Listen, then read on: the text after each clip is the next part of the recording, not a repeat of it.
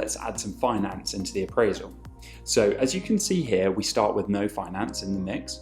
At the bottom, we can see that the developer is contributing 100% of total development costs, which in this case is 4.124. The total borrowing is 0, and the total development costs are here. What we can do is we can add our first lender using this button. So let's just call this senior debt for now. You can give it any name you want. That could be the name of your bank or your investor. We can either set the bank's facility or the borrowing as an amount in pounds, a percentage of total costs, or a percentage of gross development value. So let's just say 50% of gross development value is the size of our borrowing.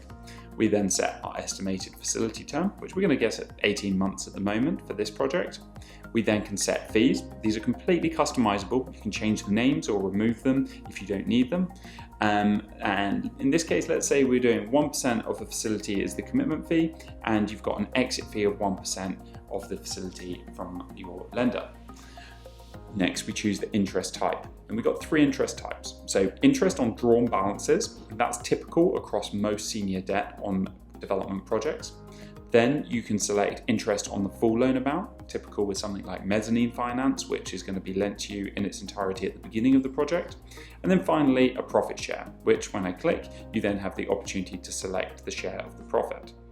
For now, we're going to stick with interest on drawn balances.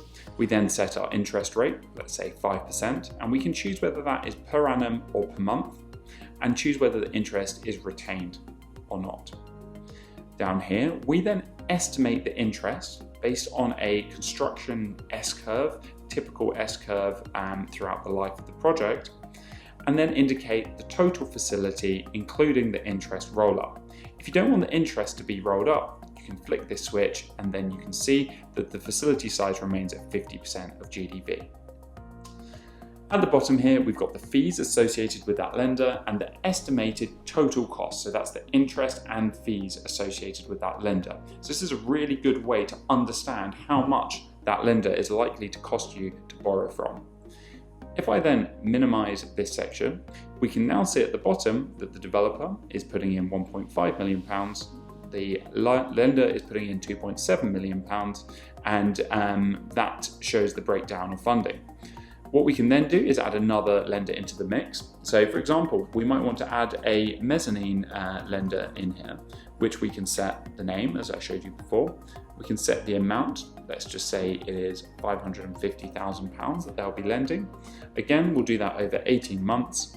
Let's say there's a 1% commitment fee and no exit fee in this case, and it might be on the full loan amount and an interest rate of 1% per month, with interest paid at the end of the project. So I've gone through that very quickly, but you can see that we're borrowing £550,000 on the mezzanine.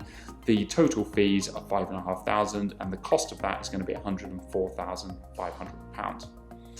When I collapse that, we can now see that the equity going in is 1.106, and now only 25% of the project's total costs.